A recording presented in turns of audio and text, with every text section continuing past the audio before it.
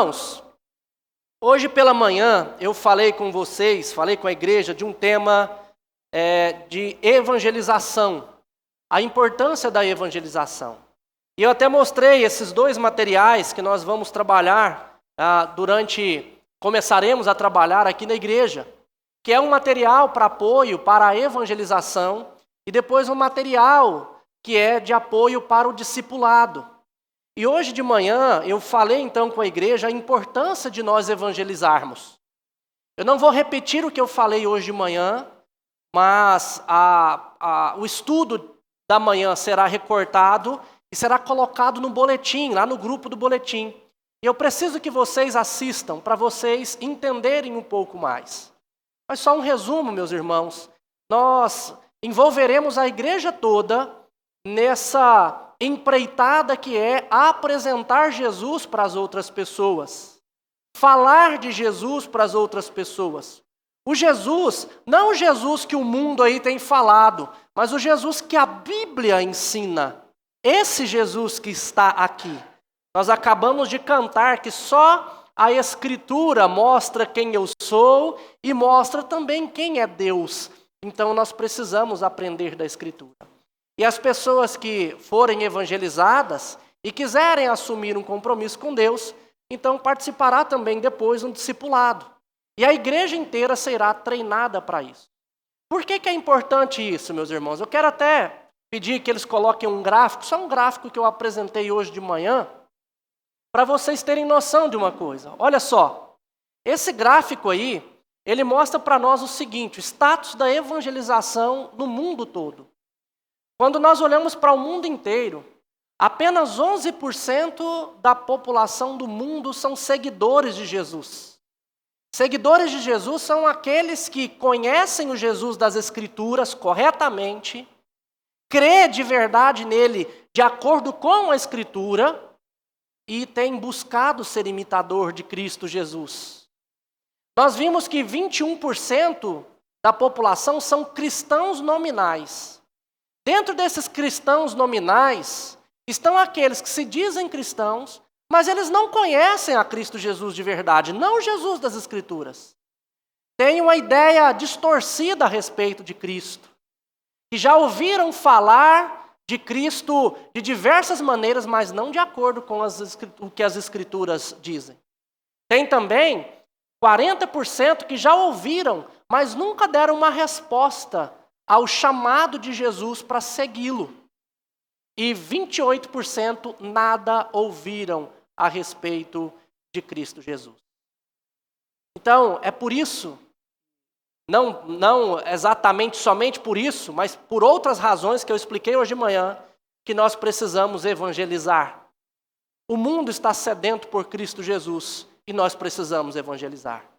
E por isso, eu quero vou te convidar a abrir a sua Bíblia em Mateus, no capítulo 9, eu farei a leitura do versículo 35 até Mateus, capítulo 10, do versículo de número 5.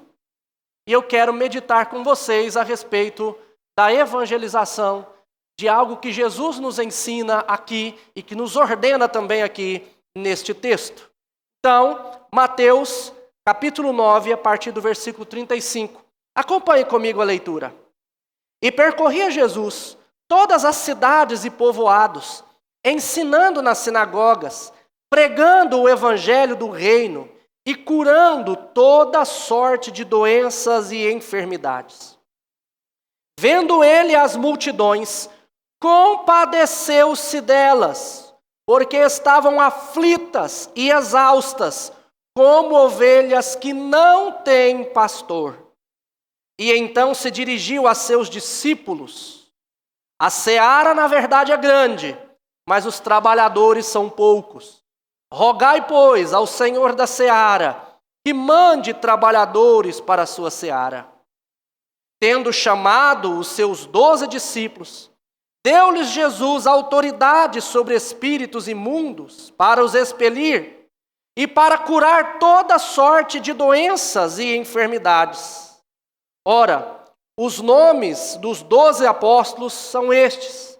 Primeiro Simão, por sobrenome Pedro, e André, seu irmão, Tiago, filho de Zebedeu, e João, seu irmão, Filipe e Bartolomeu, Tomé e Mateus, o publicano, Tiago, filho de Alfeu e Tadeu, Simão, o Zelote, e Judas Iscariotes, que foi quem o traiu.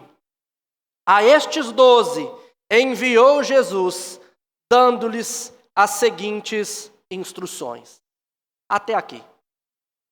Meus irmãos, uma pergunta reflexiva. Quantas pessoas você já levou até Cristo Jesus? Uma outra pergunta. Se você já tiver levado 1, 2, 3 pessoas, qual foi a última vez que você levou, ou quando, né? Há quanto tempo você levou uma pessoa até Cristo Jesus? Ou levou Cristo até essas pessoas? Pense nisso. Pense nisso. Aqui nós estamos diante de um texto em que Jesus nos ensina muito a respeito do mundo. Quando nós olhamos aqui, versículo 36, nós vemos a motivação de Jesus. Nós vemos como que Jesus se sentia ao olhar para o mundo. Vendo ele as multidões, compadeceu-se delas, porque estavam aflitas e exaustas como ovelhas que não têm pastor. Ao percorrer o mundo, o Senhor Jesus se compadeceu dessas pessoas exatamente por conta de como elas viviam. E é interessante que se nós olharmos para o nosso mundo hoje, num primeiro momento você pode achar que é totalmente diferente daquela época, mas não. Se nós olharmos para o nosso mundo hoje, nós veremos a mesma coisa. Pessoas exaustas, pessoas aflitas, pessoas sofridas, pessoas que estão sem esperança. Quando Paulo escreve a sua carta aos Efésios, ele fala de como é uma pessoa que está sem Deus no mundo. Ali no capítulo 2 ele diz, a pessoa que está sem Deus no mundo, sem Cristo, é uma pessoa que não tem esperança. Olha para o nosso povo, o nosso Brasil, mergulhado em corrupção. Quando nós olhamos, e aqui sem fazer politicagem, pelo amor de Deus, não pense nisso. Mas quando nós olhamos para a nossa justiça, nós vemos bandidos que são soltos, pessoas que roubam o país, que roubam o Estado, que roubam os outros saindo da prisão facilmente. E vemos a iminência de uma mulher que escreveu de batom, que ela nem sabia direito por que estava ali naquele lugar, sendo condenada, a iminência de ser condenada a 14 anos de prisão. Onde está a justiça? Olhamos para os impostos e quanto que nós temos que pagar de impostos. Quando andamos nas ruas, temos que logo arrumar a suspensão do carro porque é tudo cheio de buraco. Quando vamos buscar a saúde pública, é só daqui 6 meses para ser atendido. Quando vamos no supermercado fazer uma compra, o preço está lá em cima. Tem gente que ainda acredita que é só mudar o governo que vai resolver essa situação. Não vai, meu querido. E nem precisa essa situação ser resolvida para que essas pessoas que estão sofridas comecem a mudar a sua realidade, porque o que importa de verdade é nós termos esperança, é nós conhecermos aquele que pode nos levar a ter esperança de uma vida melhor e uma vida eterna. Lucas conta a história de Simeão, um homem que estava vivendo numa situação como desse, mais ou menos essa que eu conto para vocês, que nós também vivemos, e aí, talvez pior. E o Espírito Santo havia dito para Simeão que ele não passaria daquela vida sem ver o Cristo do Senhor, ou seja, aquele que tinha sido prometido. E quando ele vai ao templo, ele pega Jesus, ele levanta Jesus nos braços e diz: Pai, agora o Senhor pode me despedir em paz.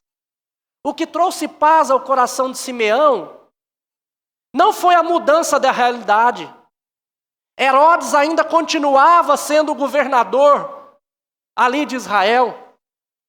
Quem governava Israel, melhor dizendo. Isso não mudou. Israel não deixou de ser vassalo do Império Romano. Não.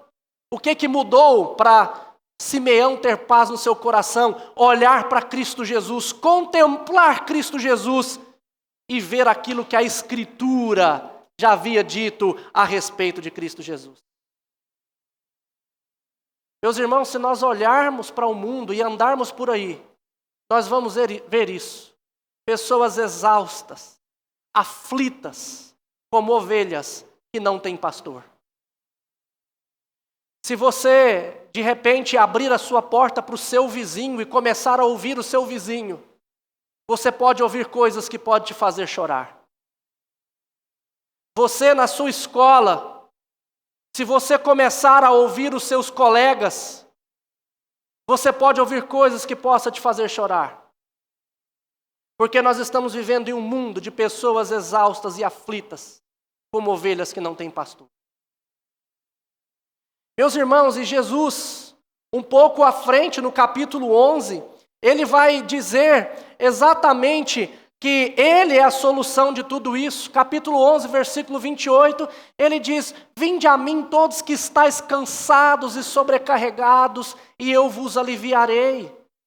Tomai sobre vós o meu jugo e aprendei de mim, porque sou manso e humilde de coração, e achareis descanso para a vossa alma. Porque o meu jugo é suave e o meu fardo é leve. Quando alguém vai até Jesus, o Jesus verdadeiro das Escrituras, meus irmãos, eles conseguem aliviar o seu sofrimento, aliviar a sua alma. Agora, por que nós não temos levado Jesus às pessoas? Por que nós não temos buscado as pessoas para irem até Jesus? Como eu perguntei no início, quantas pessoas você já levou até Cristo Jesus? E essa pergunta, meu irmão, tem que estar na sua mente. E eu peço a Deus que não saia da nossa mente, para que todos os dias a gente pense o quanto nós precisamos levar pessoas a Cristo. Porque se eu encontrei Cristo Jesus, com certeza, ou Ele me encontrou, com certeza, o meu coração está mais aliviado e há esperança para mim, mas e para quem não conhece o Senhor Jesus? Portanto, meus amados irmãos, nós precisamos pensar nisso, olhar para o mundo e olhar para o mundo com compaixão. Mas um grande problema é que nós pensamos muito em nós mesmos. Pensamos no nosso conforto, pensamos no nosso bem-estar. Quando não somos tão egoístas, o máximo que pensamos é no nosso cônjuge ou nos nossos filhos. Mas não pensamos naqueles que estão aflitos sem conhecer o Senhor Jesus. Nós precisamos aprender a ter compaixão. O Senhor Jesus aqui nos ensina isso. Ele andando pelos lugares, ele via essas pessoas e tinha compaixão delas. Nós precisamos ter compaixão dessas pessoas que estão sofrendo. Afinal de contas, nós só fomos alcançados por Cristo Jesus por conta do amor dele, da compaixão dele e do nosso Pai. Em Romanos, capítulo 5, versículo 8, Paulo escreve o seguinte: Deus prova o seu grande amor para conosco pelo fato de ter Cristo Jesus morrido por nós, sendo nós ainda pecadores. Antes de nós melhorarmos um pouquinho, deixarmos de fazer coisas ruins, antes de qualquer coisa desse sentido, Deus já nos amava e foi por esse amor que Cristo veio morrer por nós. E nós precisamos olhar para as pessoas e amá-las, ter compaixão delas, independente de quem sejam, de como estejam. E anunciar esse Jesus a essas pessoas. Agora, irmãos, é importante entendermos também o seguinte.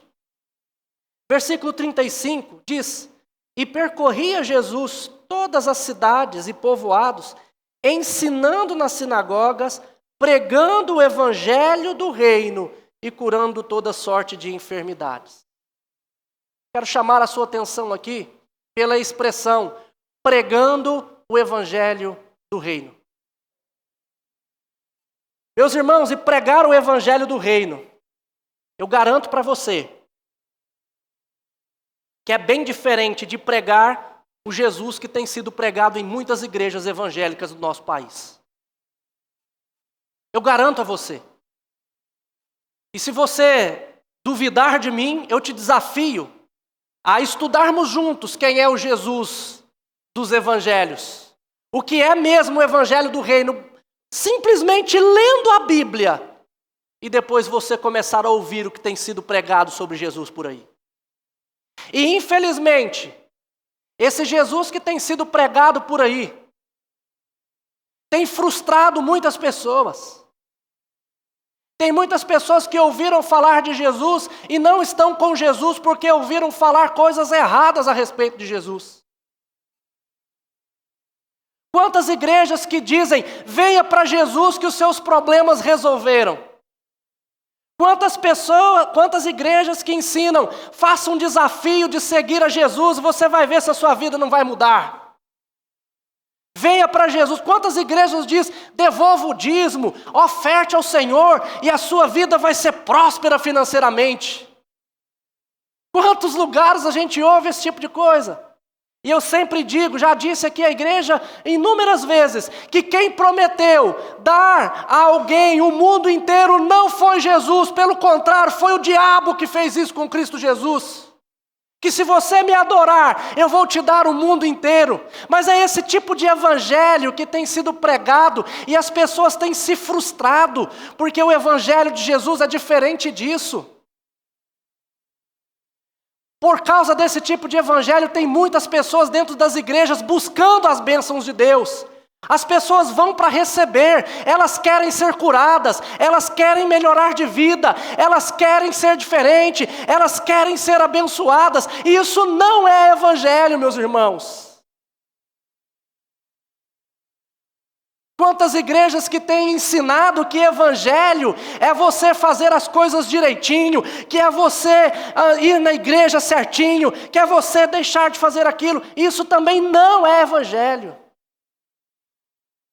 O evangelho não trata daquilo que nós podemos fazer para Deus, mas sim daquilo que Deus fez por nós. Com o nosso pai Adão, nós perdemos o direito de vida eterna. Nós fomos condenados ao inferno por causa do nosso representante. Talvez você pense assim, pastor, mas eu nem fiz nada e nem precisava. Deus criou a raça humana por meio de Adão e Eva e eles eram o nosso representante legal. Adão pecou, nós todos também pecamos. É isso que Paulo também nos ensina em Romanos, que pelo pecado de um, passou a morte a todos. Então, aquilo que você e eu não podíamos fazer, que era resolver o problema do pecado porque fomos condenados ao inferno, então Deus veio fazer por nós. Ele enviou Cristo Jesus para ser um segundo Adão. E se pela desobediência de um, o primeiro Adão, veio a morte sobre todos, pela obediência de um, também vem a vida sobre todos. Se em Adão nós tivemos a condenação, em Cristo nós temos a justificação. Mas agora é preciso entender que nós estamos ligados a Adão pelo nascimento, mas nós passamos a estar ligados a Cristo pela fé. E se as pessoas não crerem em Jesus, ele não pode deixar de ser representado por Adão. Mas entenda, evangelho é isso. É Deus vindo em busca do perdido. É Deus amando tanto o perdido, que ele desce do céu. Deus o Filho, a segunda pessoa da Trindade, assume a nossa natureza, vive a nossa vida, sofre o nosso sofrimento, participa, é igual a nós em natureza, para ser um segundo representante e desta maneira nos resgatar. Isto é evangelho. E é isso que diferencia o evangelho verdadeiro de todas as outras religiões. Porque nas outras religiões nós vemos uma tentativa humana de chegar até Deus, mas o evangelho é Deus que se chega ao homem. Nós vemos nas outras religiões o homem oferecendo alguma coisa para Deus para ser abençoado, e no evangelho é Deus quem se oferece no lugar do homem para morrer a nossa morte. É por isso que as últimas palavras de Jesus na cruz, como está registrado em João, capítulo 19, versículo 30, foi: está consumado. Esta é a frase, está consumado. Ou seja, está pago, eu paguei a dívida. É esse o evangelho que precisa ser anunciado pelas pessoas. Todos nós que estamos aqui, eu já disse isso várias vezes para a igreja, já ensinei isso muito. Todos nós que estamos aqui, sem exceção, merecemos o inferno. Perdemos o direito de estarmos com Deus. Nenhum aqui é bom o suficiente para chegar diante de Deus e dizer: eu mereço estar com o Senhor porque eu sou bom. Você ousa dizer isso? Quem ousaria? Todos nós não merecemos isso. E jamais mereceremos. Mas Cristo Jesus veio se entregar na cruz por nós, para pagar um preço dos nossos pecados. Esse é o evangelho. É por isso que Paulo, quando ele escreve a sua carta aos Colossenses, no capítulo de número 2, no versículo 13, versículo 14, Paulo vai nos ensinar ali em Colossenses, dizendo que o escrito de dívida que constava contra nós, Cristo removeu inteiramente, encravando-o na cruz. Olha só o que ele vai dizer, Colossenses capítulo 2, versículo 13, versículo 14, perdão. Tendo cancelado o escrito de dívida que constava contra nós, que era contra nós, e constava de ordenanças, removeu-o inteiramente, encravando-o na... Sabe o que Cristo fez por cada um de nós? Quando nós cremos em Cristo Jesus como único Senhor e Salvador da nossa vida, Ele então pega o escrito de dívida que consta contra nós, encrava na cruz e diz: Pai, está pago, eu paguei essa dívida. Meus irmãos, um crente ele não deixa de ser pecador porque ele é crente em Jesus. Ele passa a lutar contra o pecado por amor a Jesus. Mas ele ainda continua sendo um pecador. O que muda é que se ele entende que Cristo Jesus morreu por ele, toda a sua dívida foi paga por Cristo Jesus na cruz. Não há mais dívida. Então, um verdadeiro entendedor do que é Cristo Jesus, do que é a fé, ele começa a viver amando Jesus, é diferente. Ele não vem para a igreja para receber as bênçãos de Deus. Ele vem para a igreja para adorar aquele que tudo fez por ele, que se entregou na cruz por ele. Ele não vem atrás de bênção porque ele entende que a maior bênção do mundo ele já recebeu, que é a vida eterna, porque ele não poderia fazer isso sozinho. Ele precisava de alguém. E Cristo Jesus fez tudo. É diferente. Mas muitos não conhecem esse evangelho e esse Jesus. E Jesus, aqui no texto que nós lemos, ia de lugar em lugar pregando o evangelho do reino. A compaixão de Jesus e o ensino de Jesus deve nos encorajar, deve falar conosco, deve nos confrontar, porque eu preciso olhar para as pessoas com compaixão e eu preciso ver a necessidade que essas pessoas têm de ver o verdadeiro evangelho. Mas quando Jesus ensinando, quando Jesus viu a realidade, o que o texto nos diz que Jesus fez? Ele voltou para os seus discípulos, versículo 37, e então se dirigiu a seus discípulos. A seara, na verdade, é grande, mas os trabalhadores são poucos. Jesus se viu diante de um campo tão grande que precisaria de mais pessoas, de mais trabalhadores. E esses trabalhadores eram pessoas que fariam as mesmas coisas que Jesus estava fazendo. Pregando o evangelho, tendo compaixão, curando, ajudando, se envolvendo com essas pessoas. Então o que ele diz no versículo 38, rogai, pois, ao Senhor da seara que mande trabalhadores para a sua seara. Meus irmãos, você é discípulo de Jesus? Posso ouvir um amém? Então o Senhor Jesus está dizendo para você hoje, rogai ao Senhor da seara que mande trabalhadores para a sua seara. No início eu te fiz uma pergunta, quantas pessoas você já levou para Cristo Jesus? E agora eu te faço uma outra pergunta. O quanto você ora pela conversão de pessoas? Você quer que o seu irmão se converta a Cristo Jesus, entenda quem é Cristo, quanto você ora por ele? Você quer que o seu filho tome uma decisão por esse Jesus que tudo fez por nós? Quanto você ora por ele? Você sabe que o seu vizinho necessita de Cristo Jesus, o quanto você tem orado por ele? E o que o Senhor nos diz agora é, ore. Ore para que essas pessoas sejam alcançadas. E elas vão ser alcançadas como?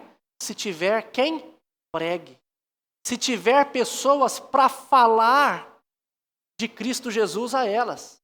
Portanto, nós precisamos orar para que o Senhor levante pessoas também que falem de Jesus para elas. Nós precisamos orar para que pessoas possam ir e pregar o Evangelho. Em Romanos, capítulo 10 de Romanos, hoje eu li pela manhã esse texto também, Romanos capítulo 10, a partir do versículo a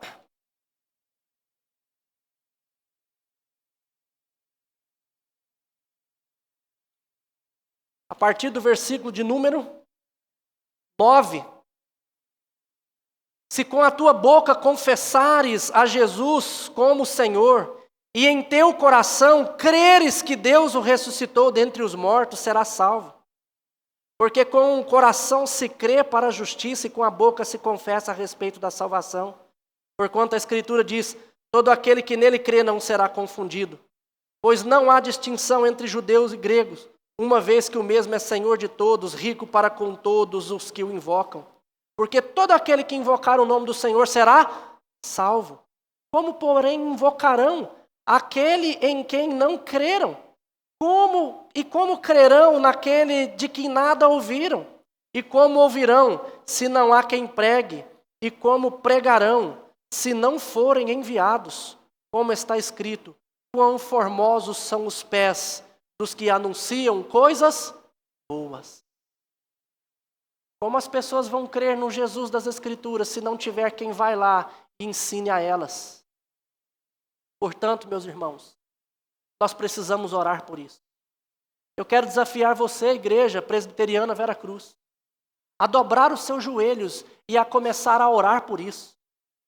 Que o Senhor levante pessoas que possam ensinar sobre Jesus, que possam falar de Jesus.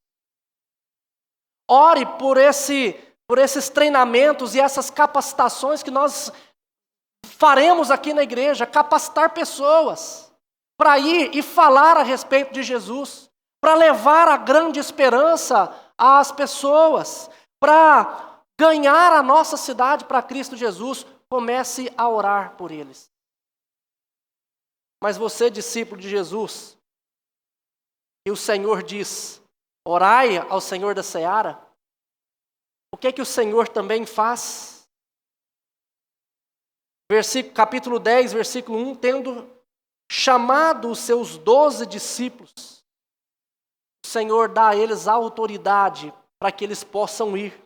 E no versículo 5 do capítulo 10, o texto que nós lemos, a estes 12 enviou Jesus, dando-lhes as seguintes instruções.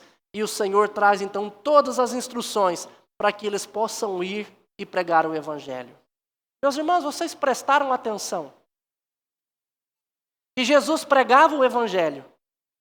E ao se compadecer dessas pessoas, ele chama os seus discípulos e primeiro ele diz, ore para que o Senhor levante trabalhadores para a seara.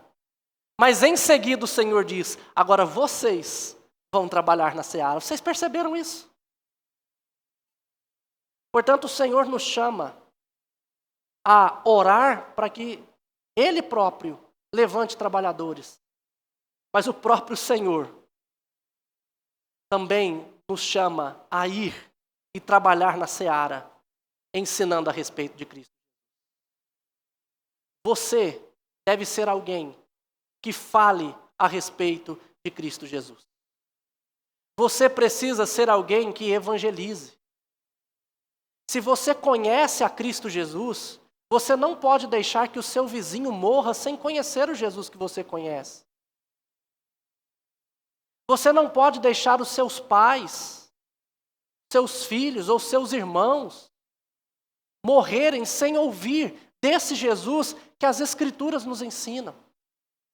Portanto, você que crê no Senhor Jesus tem a responsabilidade de orar para que o Senhor da seara levante mais trabalhadores. Mas ao mesmo tempo, você tem a responsabilidade de dizer ao Senhor, Pai, eis-me aqui, me ajuda, me usa para que eu possa ir e pregar o Evangelho. Quão formosos são os pés daqueles que anunciam coisas boas. É o que Paulo nos ensina em Romanos. Igreja Presbiteriana Vera Cruz. Como nós seremos conhecidos aqui nessa região? Uma igreja que vive só aqui para dentro? Uma igreja que é apenas um clube de reunião? Ou uma igreja que faz diferença na vida de outras pessoas, levando o Evangelho às outras pessoas? Como você vai ser conhecido, você crente no Senhor Jesus, que um dia esteve aqui à frente e confessou diante de todos que é servo do Senhor Jesus? Como você vai ser conhecido na sua casa, onde você mora, no seu bairro, na sua escola, no seu trabalho, no seu lazer? Alguém que serve o Senhor Jesus e se importa com pessoas? Como você quer ser conhecido, meu irmão? Eu quero desafiar a vocês, hoje, Igreja Presbiteriana Vera Cruz. Você que faz parte dessa igreja, que é membro dessa igreja, a se comprometer diante do Senhor, de levar pessoas a Cristo Jesus, ou então de levar Cristo Jesus a essas pessoas. Você tem essa responsabilidade diante de Deus. Se você foi alcançado por Jesus, lembre-se, você não pode deixar outras pessoas morrerem sem conhecer a Cristo Jesus. E refletindo então sobre a pergunta que eu fiz no início, talvez você poderia levantar sua mão e dizer, pastor, eu não levei nenhuma pessoa. Talvez você possa levantar a mão e dizer, pastor, eu levei uma ou duas pessoas, mas isso já faz muitos anos que eu não lembro quando. Mas meu irmão, vamos orar para que essa realidade seja mudada.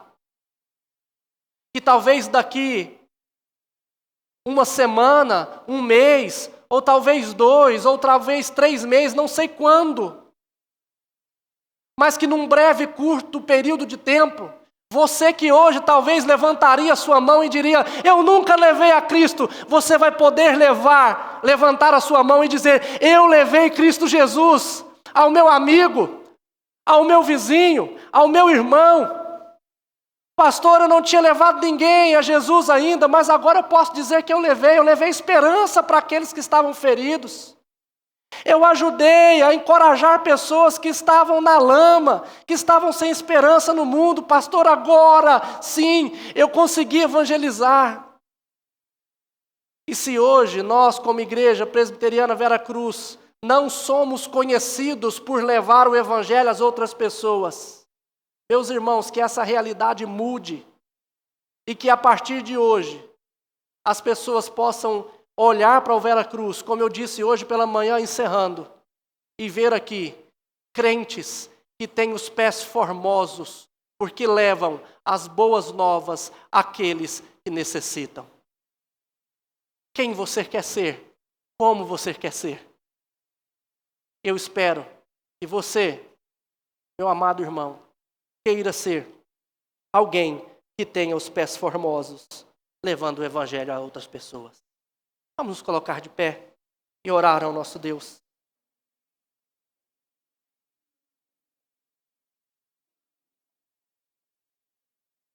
Senhor, eu quero te agradecer, ó Pai, por tudo que o Senhor já tem feito por nós.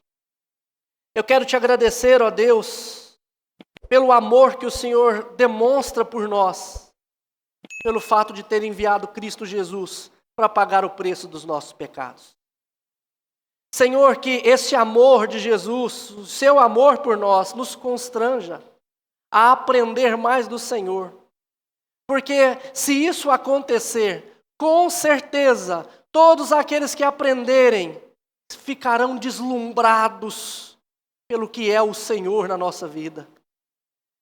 Meu Pai, nós pedimos ao Senhor, eu peço ao Senhor, que aqueça os corações daqueles que já tomaram uma decisão por Cristo, para que eles levem Cristo Jesus às outras pessoas. Aqueles que ainda não tomaram uma decisão por Cristo, que o Senhor aqueça os seus corações para aprenderem de Cristo Jesus, para buscarem Cristo Jesus, entender quem é o Jesus das Escrituras. Porque eu tenho a convicção, ó Deus, de que o Senhor há de alcançar essas vidas quando eles verem quem de fato é Cristo Jesus.